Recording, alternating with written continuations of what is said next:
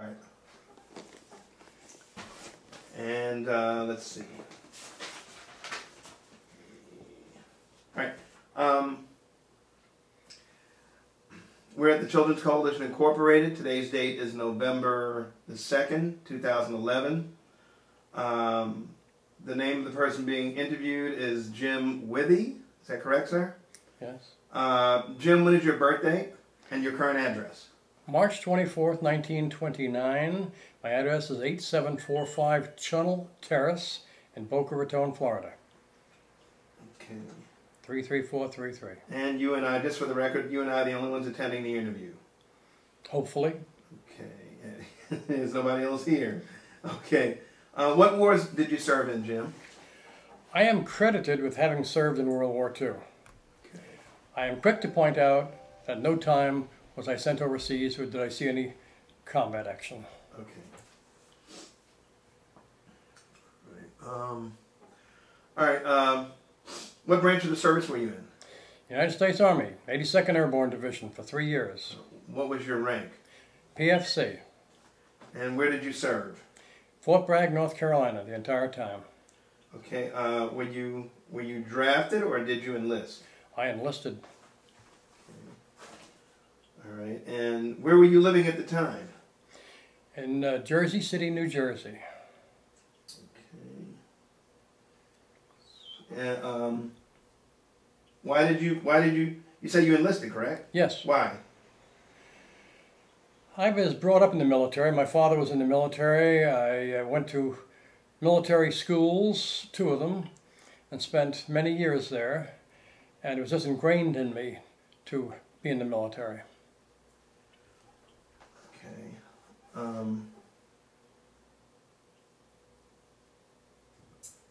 Okay, well, that's the military, but why? Okay, why did you join the Army? Well, because I tried to join the Marine Corps with 2 friends of mine, and we passed the physicals, we passed the written test, and we were told to report for transport to boot camp, but we had to bring a birth certificate with us to prove our age. I didn't have a birth certificate. So they told me at the departure time that please come back next year, we'd love to have you. Little did they know that next year I'd have the same problem. So I got a birth certificate. I changed it to make me 2 years older. I knew I couldn't go back to the Marine Corps because they'd recognize me, so I joined the Army instead. At that time, I was told if you sign up for 3 years, you can pick your theater of operation and organization. I chose the 11th Airborne Division that was stationed in Hokkaido, Japan. But when I graduated from jump school in November of 1946, what would later be called the Cold War had already started, thanks to, in some part, to General Patton.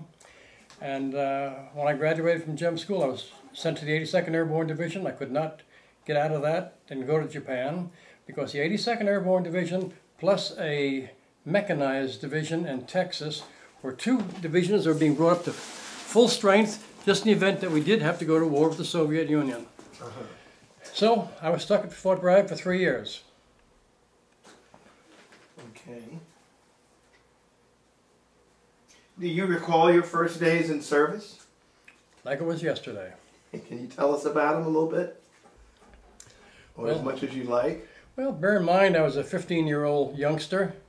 I was intimidated by just about everybody I saw. Most of the people we had in our training organization were World War II veterans, and they were tough as nails. And I aspired to be just like them. And my first days in training, I was a 15-year-old youth. I just turned 15 in March, and this was July. I was somewhat intimidated by the cadre I encountered. They were all returning combat veterans, tough as nails, and I aspired to be like them. It seemed to me as if their sole purpose in life was to try and flunk out as many of these newcomers as they could. And I was determined that I would survive regardless. And I did. I even had a wager with the sergeant that I would make jump school. He lost the bet. And I spent 3 years with the 82nd Airborne Division in the 376th Field Artillery, Parachute Field Artillery Battalion. I was severely injured, traumatic brain injury during maneuvers, spent months in the hospital, survived it all. Graduated from the service, and fortunately I was given the GI Bill of Rights. It enabled me to... You're jumping ahead. Oh. Tell me about boot camp. Oh, boot camp. 8 weeks at Fort Knox in artillery boot camp. 105mm howitzers. Big, loud tools of war. But I was still a youngster learning. Every day I learned something new, and I was learning to be a man more than anything else. And boot camp just taught me more about being a man, how to stand up for myself. Went from boot camp to Fort Bragg, North Carolina. At that time they called it pre-A stage training, getting us physically in shape to pass the rigors of jump school. I thrived in that. I loved it. Every morning before... What kind of school was it? Pre-A stage. Jim? At Fort Bragg, North Carolina, part of the 82nd Airborne Division. Yeah. That was getting us physically in shape to make sure we had the muscles, the maturity, physical maturity to graduate from jump school. Okay. Every morning before breakfast, we ran 2 miles with our boots on. Okay. I remember that. Yeah. Okay. Do you remember your instructors? No. No. Okay. What war did you serve in? World War II.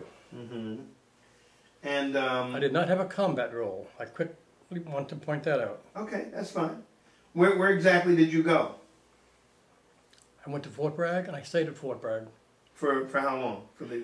My entire 3-year career in the Army. Okay. All right. The only exceptions being going down to Fort Benning, Georgia for jump school and for cook and baker school. So what was your job assignment? I was a cook. Okay. All right.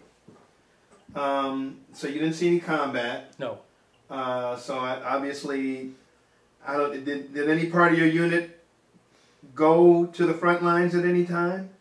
There were no front lines in 1946. Okay. Oh, okay. This is okay. I got you. All right. All right. Well, tell me about a couple of your most memorable experiences. Well, my most memorable experience was being on a plane. It was a C-82 cargo plane. They were going to do a practice jump out of. And as we were taking off, we ran into a flock of birds, lost both engines.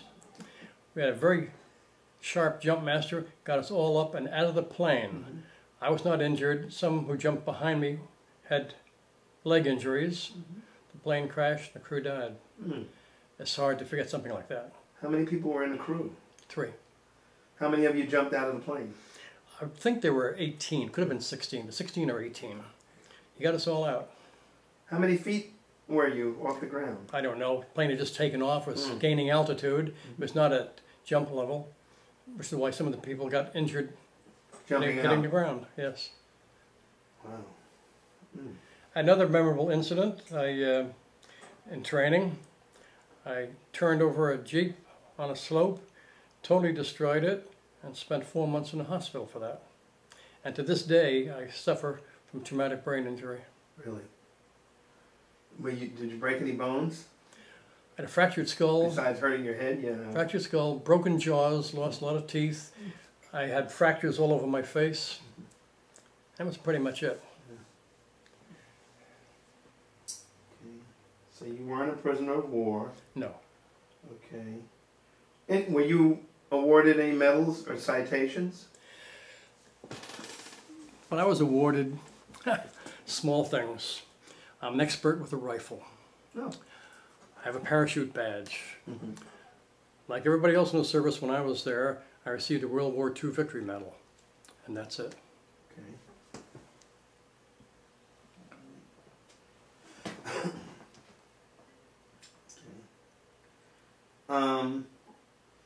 Were you were a marksman? I was an expert marksman, okay. Yes. And what was the other medal? Parachute badge. Parachute badge. What, you just, I guess, after you, accumulated so many hours jumping, then you received that badge?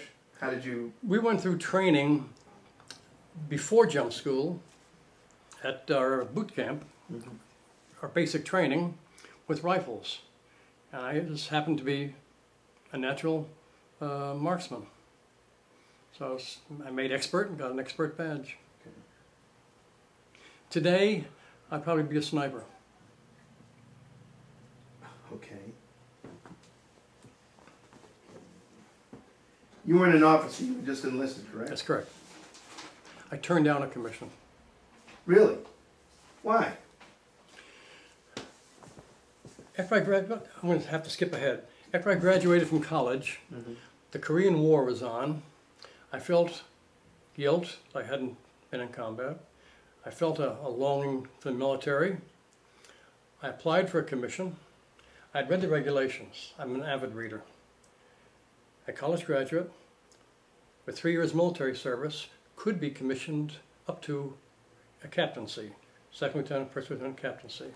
I applied for the captaincy because I had a wife and a child, a home payment, and a car payment. Right. I couldn't survive on the pay of a lieutenant. The pay was lousy then, at best. So I applied for a captaincy. They offered me a commission as a first lieutenant. I turned it down, held out for a captaincy, and I didn't realize I was dealing with the U.S. government. I learned real fast. You don't negotiate with them. Well, they don't negotiate with you. Right. So I never was a commissioned officer. Didn't happen. Okay, were you married when you, well, okay. When did you get married? 1951. So, were you in the service at the time you got married? No, I was in college. Okay, all right. Where'd you go to college? Tri-State University, Angola, Indiana. And why did I go there? Well, I'll leave a document with you which has the military records. I joined the service at 15. I was a sophomore in high school. When I was in the service, I passed a GED equivalency test for my high school diploma. I also earned 1 year's college credits. I searched for a college to go to. I'd never been out of New York or New Jersey. I had no idea what colleges were anywhere. And I found Tri-State University in one of the manuals because unlike most colleges, almost every college, where you go to college for 9 months of the year and you have the summer off, and after 4 years you accumulate 36 months of college, at Tri-State you could accumulate 36 months in 3 years, going straight through, no summers off. I wanted to do that, and as it developed, I graduated on March 23rd, 1952, the day before I turned 21. I have my college degree, plus 3 years of military service. I was getting a jump on life. So, okay, you got married after the service? Yes. Left the service in 49, got married in 51. Okay. While I was in college. What did you major in? Business administration. My first son was born 4 months after I graduated from college. Okay. Okay. So now, but you said where was your home? Well, I said I joined the service from Jersey City, New Jersey. That was not my home. My mother lived there, and my brother and sister lived there. I've been away at schools since I was 10 years old. Oh, really? Military academies. St. Clair Academy in Hastings, New York, and the Harriman School in Spring Valley, New York. Okay. All right.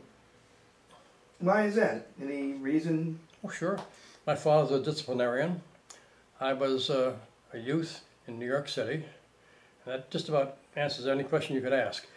I got in trouble. I hung out with the wrong people. My father said, what you need is discipline. Military academies. That was it, huh? That was it. Okay. So home was, I'm confused. Because the question really is, I'm going to ask you, how did you stay in touch with you were stationed in Fort Bragg? Yes. All right, so you were in the Carolinas. Yes. But your mom and siblings were in New Jersey. Yes. Did you stay in touch with them? How did you stay in touch with them while you were, on active duty? Yes, I did. Okay. By letter. And your father too, I take it?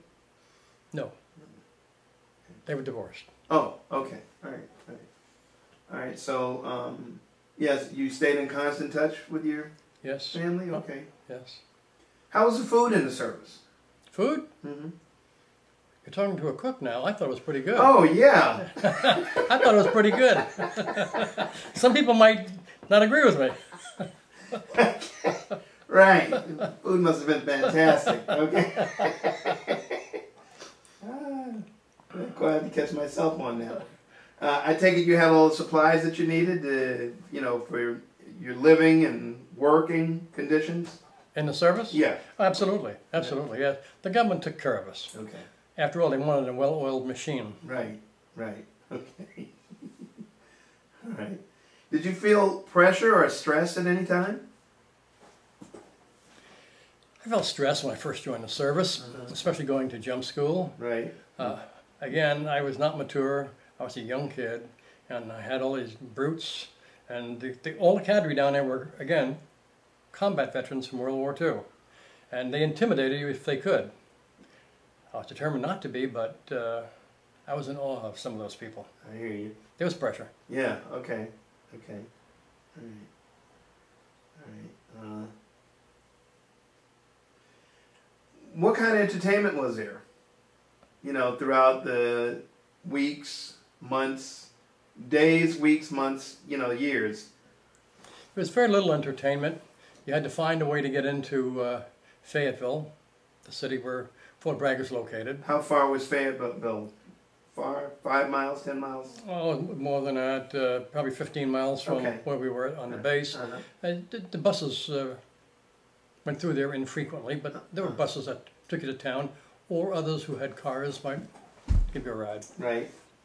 And then there's nothing to do in town but go to a movie, go to a bar. And I was kind of young for bars, but I went.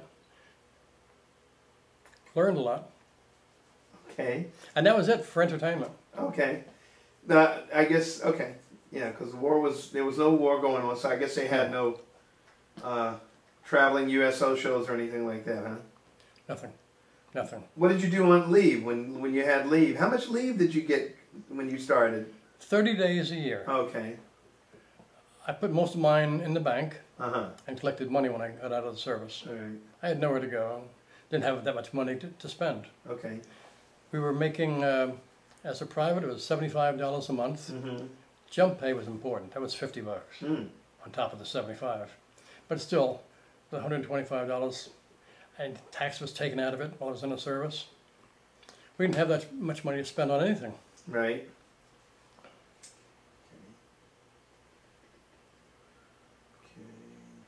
You know, you didn't go home.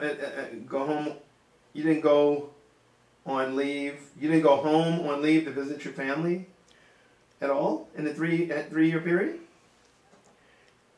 The answer is no, but I left the service in July of 1949.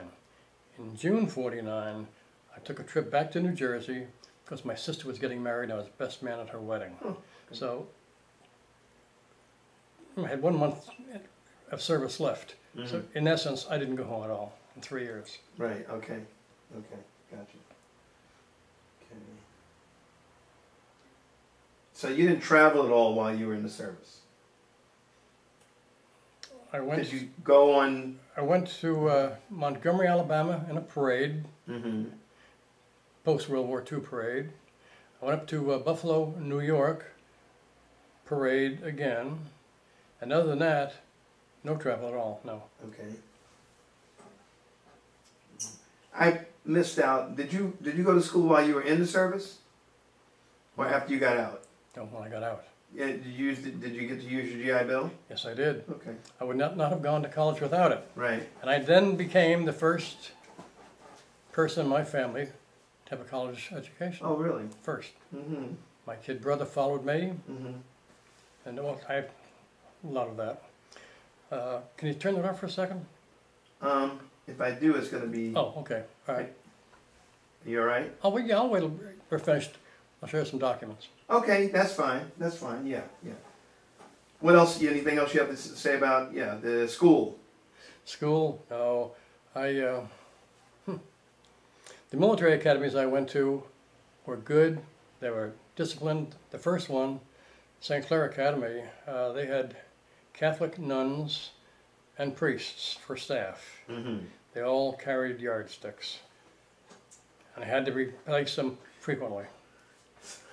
So that was my schooling, early schooling. So you were indoctrinated by the time you got to the actual military, huh? Oh yes, oh yes, yes. Okay. I had military training from the day I was born. Okay. My father was in the old horse cavalry. Oh, really? And so I was born at Fort Hamilton, New York, which at the time was a horse cavalry and coastal artillery post. Uh-huh. Okay. All right. Do you remember any particularly humorous or unusual events while you served? No. No? It's all business. All business. All business. Mm-hmm. All right. What did you think of the officers and your fellow soldiers? Fellow soldiers I got along with well. The officers, I had a dim opinion of a number of them because it seemed as if all they were looking for was the next promotion. And I don't to this day understand how they get promoted in the service. I know you have to be promoted after several years, otherwise you're out, up or out, one or the other. And they were all striving for promotion, it seemed. And that's where their focus was. If you did anything to embarrass them or embarrass the organization, you were disciplined harshly. Okay.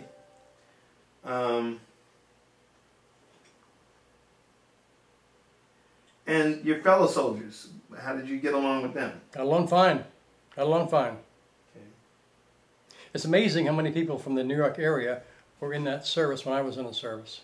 Oh, really? We all had something to talk about New York. All of us did. Uh-huh. So do you recall, well, talk about your afterlife, so to speak. Do you recall the day that your service ended? Those last weeks, month? I really don't. I really don't. I knew I was looking forward to getting out so I could go to college. Mm-hmm. A dream of mine all my life. And thanks to the Army, I was able to do that. So I was looking forward to getting out of the service. Mm-hmm. Didn't that because I disliked it, had another career waiting for me. Was there a requirement to do, did you do reserve time? Was there? No. No? No. Once you were in for 3 years, that's all that was required of you. Required, okay. Yes. Mm-hmm. A lot of people stayed in the reserves, but I can't tell you why I didn't. I know that I was more focused on education. I'd done my time. Right.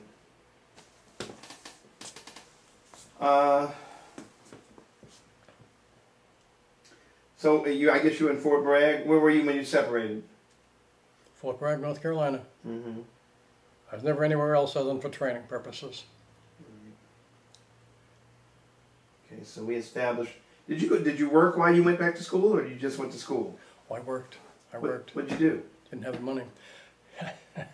Well, who were you living with? Where'd you go? We your had school was in Indiana. Indiana, up in the northeast corner of Indiana. Uh-huh. We had barracks, Mm-hmm. old military barracks that were used for bachelor officer quarters, if you will, type things. And I stayed there.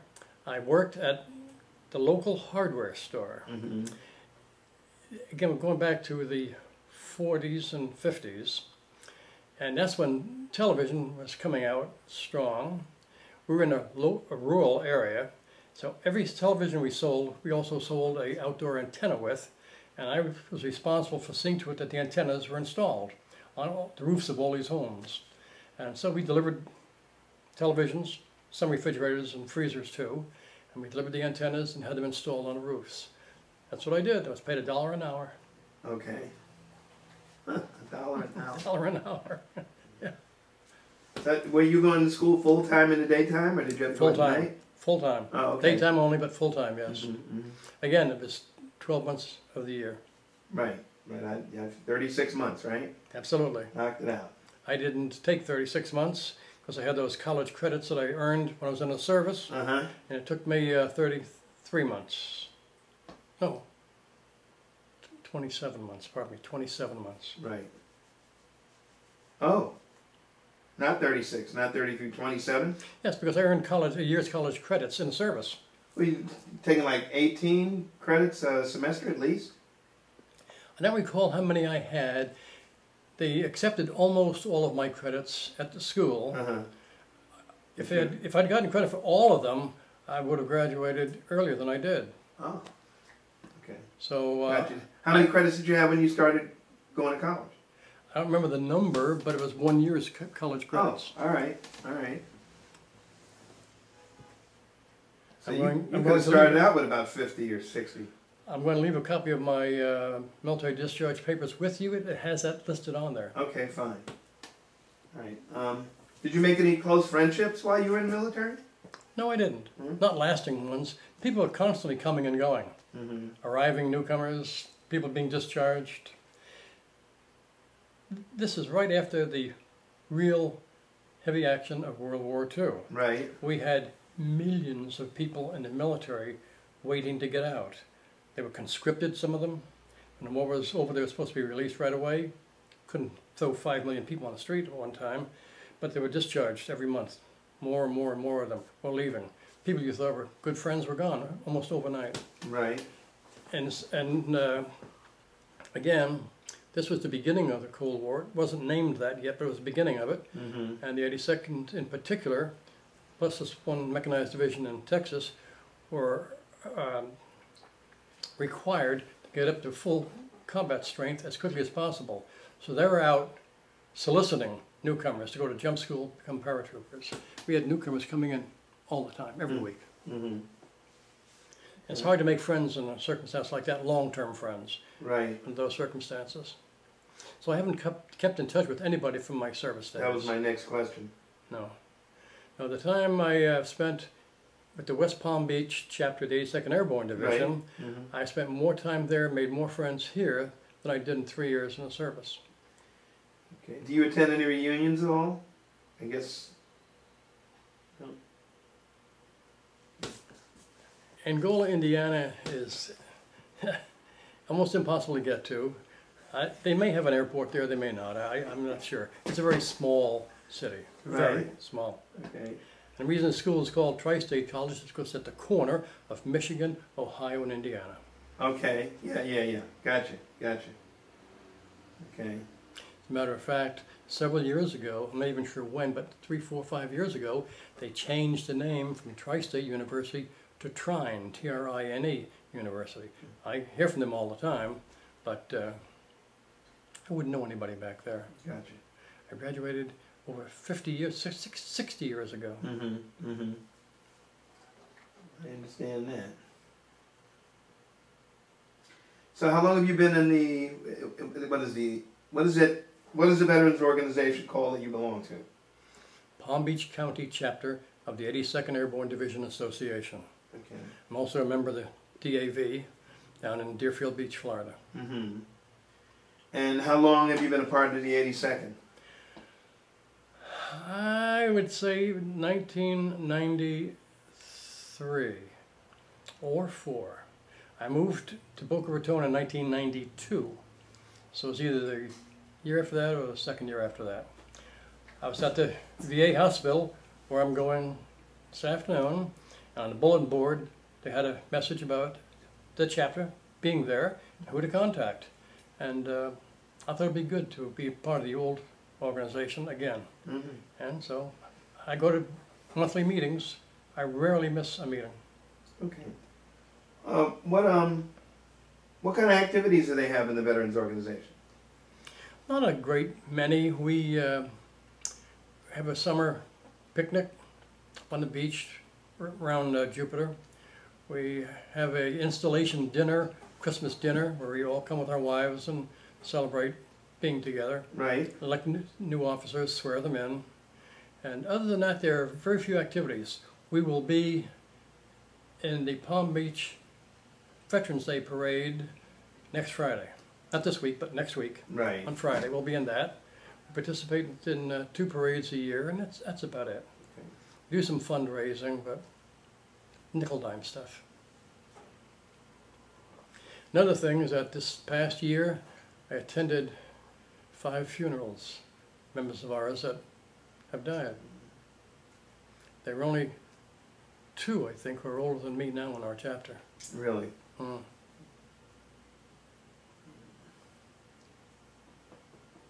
Okay, so you got a degree in business administration, and shortly thereafter college, you got married? Well, I was in college. I got married. Oh, okay. All right. So then when you graduated, now you have a family. Yes. You got your degree. Yes. So how did you leave the hardware store? Yeah. Or did you try to move up in the company? No. It was hard work, but I bet. but I was outside all the time. I enjoyed that. Oh, okay. I graduated, went looking for a job, moved to Fort Wayne, Indiana, which is a big metropolis Okay. compared to Angola, Right. and I got a job with North American Van Lines in their dispatch department. I stayed with them for 4 years. I realized then that I wasn't into the moving business. I wanted something more exciting. And I wound up getting into the food business. And for a cook, that wasn't a bad move. I spent the next 40 years in various aspects of the food service industry, working for giants like Carnation Company, H.J. Heinz, R.J. Reynolds, for 21 years. And then another 22 years I spent in Florida in the food brokerage business. Okay. I ran one of the largest food brokerages in the state of Florida. Really? Yes. For who? The company was called the Trigg Company. We represented major food manufacturers like Stouffer Foods, Rich's, Lamb Weston on French fries, McCormick Spices, many major companies like that. I thought you said you hit your head. Yeah. It seemed like it paid off. Cooking and... Well, I didn't have to cook. I was an executive at that point. I mean, the chefing, I mean, when you were a chef in the service, correct? Yes, yes. Yeah, I'm just saying, you know, the job that you got chosen for, or did you choose to be a chef, or that's what they assigned you? Well, I don't mean to correct you, but in the service they don't have chefs, they have cooks. They have cooks, I know. I was a cook, and they asked for volunteers, and I volunteered to go in the airborne, I volunteered to go to the cook and baker school. Whatever they wanted of me, I was there to be counted on. So that's how I got my start. Huh. Okay. All right. So you said you did 20 years and then 22 years. 21 and then 22. 21. So you, after you graduated, how old were you when you graduated from college? I graduated from college one day before I turned 21.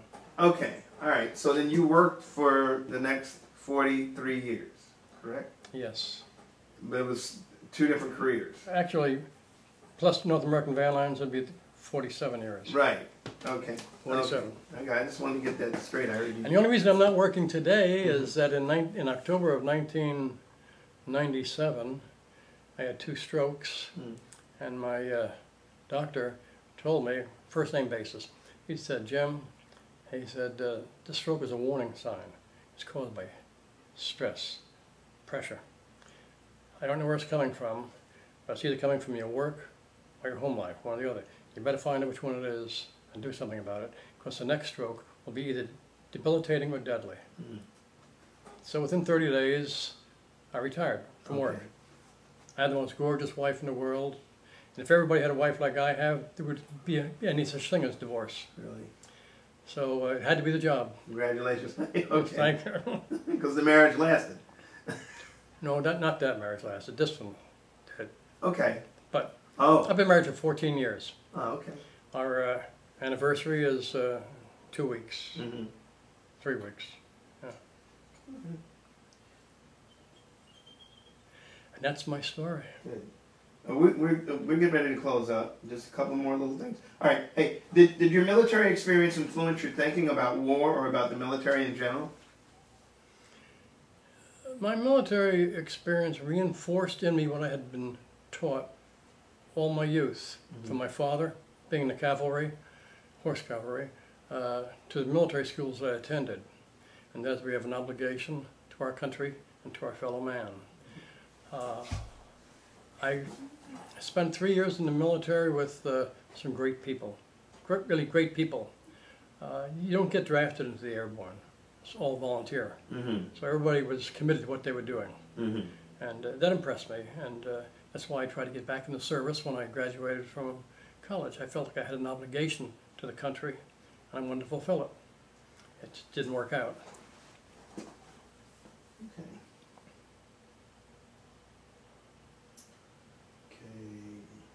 How did your service and experiences affect your life? My service, my service matured me. I may have matured if I hadn't gone in the service at 15, but I did. I was immature when I went in, and I was more mature when I came out. Okay. And it made me more of a responsible citizen because of that. Okay, well, is there anything else that you'd like to add that we have not covered in this interview? Not about me, but other than say that I come from a military family.